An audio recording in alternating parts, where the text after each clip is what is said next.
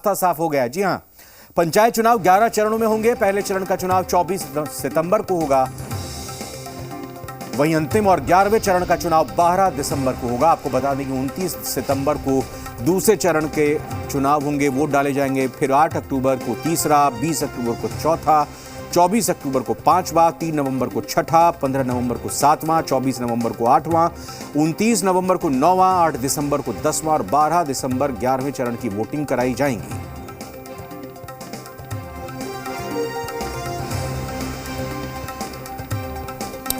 हमारे bureau chief इस वक्त रजनीश जुड़ चुके हैं इस ब्रेकिंग न्यूज पर और जानकारी के लिए। अब तारीखों से तय हो गया है कि चुनाव जल्द होंगे। रजनीश, बिल्कुल तारीख तय हो गया है और 24 को इसकी अधिसूचना भी जारी कर दी जाएगी और साथ ही साथ इसके बाद चुनाव जो है वो 11 चरण में होने हैं और उसके डेट जो है वो भी आ गए हैं। तो इस तरीके से एक बहुप्रतीक्षित जो ये पूरा मसला मामला था और इससे पहले जो ईवीएम से जो कराने की बात थी, इसको लेकर मसला जो है वो पेचीदा हो गया था। हाईकोर्ट में ये मामला गया, तो बहरहाल अब ये सारा मामला जो है वो सुलझ गया है और कैबिनेट में इसकी मुहर भी लग गई है कि जो पंचायती राज चुनाव जो होने हैं वो 11 चरणों में होंगी और 24 तारीख को इसकी अधिसूचना जारी होगी। और इसके अलावा 17 जो एजेंडे हैं महत्वपूर्ण, इस पर मुहर लगी है और इसमें नगर विकास आवास विभाग की ओर से जो अधिनियम है, जो पेयजल शुल्क निर्धारण और भुगतान का, इसमें जो है 2021 के प्रारूप पर स्वीकृति प्रदान की गई है। सबसे जो महत्वपूर्ण है वो यह है कि जो पेंशनधारी है या जो वेतनभोगी हैं और साथ ही साथ जो पेंशनर्स या फिर उनके परिवार के जो पेंशन का मामला है और साथ ही उसमें जो महंगाई भत्ता है, तो वो भत्ता जो है बढ़ाकर अब 28% कर दी गई है, यानी 11% की इसमें बढ़ोतरी हुई है। पहले ये 17% था। तो ये एक राहत देने वाली बात है कि जो भत्ते मिलेंगे और जो पेंशनधारी है या फिर जो सेवा में जो सरकार के, उन्हें महंगाई भत्ता जो है वो अब बढ़कर मिलेंगे और इसे ये 1 जुलाई 2021 से लागू माना जाएगा।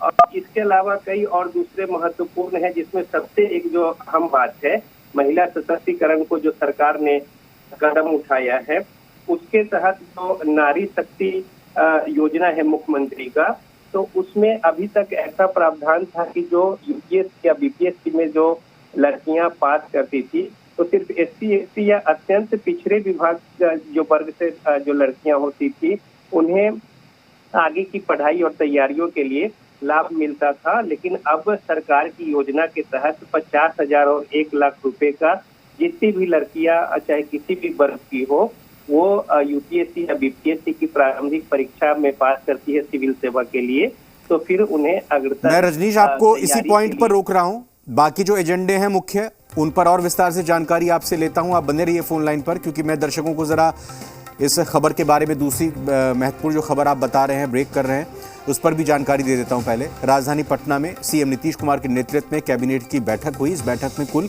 17 अहम प्रस्तावों पर राज्य सरकार ने मोहर लगाई है। सरकार ने हर घर नल जल आपूर्ति योजना के लिए पेयजल उपयोग शुल्क का निर्धारण किया है।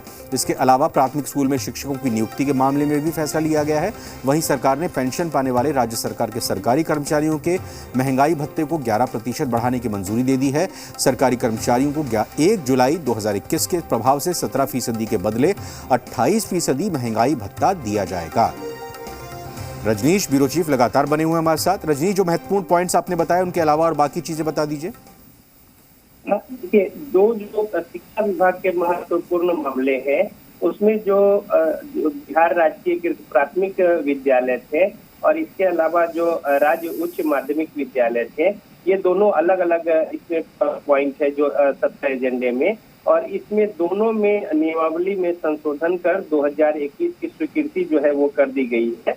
और इसके तहत अब जो इसमें चाहे वो प्राथमिक हो या फिर उच्च माध्यमिक विद्यालय हो, इसमें प्रधानाध्यापकों के नियुक्ति के उपरांत विद्यालयों के प्रभावी प्रबंधन और अच्छी शिक्षा हो गुणवत्तापूर्ण, तो इसमें सुधार हो सकेगा और ये बहाली जो है अब वो हो सकेगी। एक और जो मानसून सत्र था अभी चल रहा था, उसमें जो बिहार विधानसभा और विधान परिषद यानी दोनों में जो है ये जो सत्र चल रहे थे 158वें सत्र में, यानी मानसून सत्र, इसमें 17 में जो संलेख है उस पर मंत्रिपरिषद की स्वीकृति जो है वो मिल गई है। तो कुल मिलाकर कई महत्वपूर्ण जो मसले मामले हैं उसको लेकर कैबिनेट की जो आज बैठक हुई है 17 बिंदुओं पर उसमें मुहर लगी है। और नगर विकास विभाग की ओर से या फिर पंचायती राज का जो मसला है चुनाव को लेकर, इसके अलावा विधानसभा का जो मामला था उसमें स्वीकृति मिली है। शिक्षा को लेकर ये दो महत्वपूर्ण जो प्रधानाचार्यों को लेकर मामला है वो इसमें हो गया है। और साथ ही एक जो सबसे महत्वपूर्ण है, चूंकि तमाम सारे जो लोग हैं सरकारी सेवक या पेंशन भोगी है या जो पारिवारिक पेंशन भोगी है उनको एक अच्छी खबर है उनके लिए कि 28% महंगाई भत्ता जो है इसकी स्वीकृति हो गई है। एक डॉक्टर जो है वो जो सेवा के क्रम में उनकी जो अनियमितता रही है और लापरवाही रही है, टिहरी ऑनसोन की एक चिकित्सक है स्वास्थ्य विभाग का ये मामला है, डॉक्टर साकार कुमार। उन्हें 25 जुलाई 2016 से लगातार वो अनुपस्थित चल रहे थे। उनकी सेवा बर्खास्त करने के मामले को लेकर भी कैबिनेट की बैठक में मुहर लग गई है। और बीपीएससी यूपीएससी की बात तो हमने अपने दर्शकों को बता ही दी है कि किस तरीके से लड़कियों को अच्छी अब एक राहत देने की बात है कि यदि पीटी हो जाता है बीपीएससी यूपीएससी में तो मेंस की तैयारी के लिए 50,000 रुपए और उसके आगे 1 लाख रुपए साक्षात्कार के लिए, यानी मेंस भी क्लियर हो जाता है तो आगे और भी रकम जो है सरकार की ओर से वो दिया जाएगा। तो इस तरीके से कई महत्वपूर्ण मामले जो है वो यहाँ पे है। और चुनाव को लेकर जो सबकी नजर टिकी हुई थी वो भी अब स्पष्ट हो गया है। 24 को अधिसूचना जारी हो जाएगी।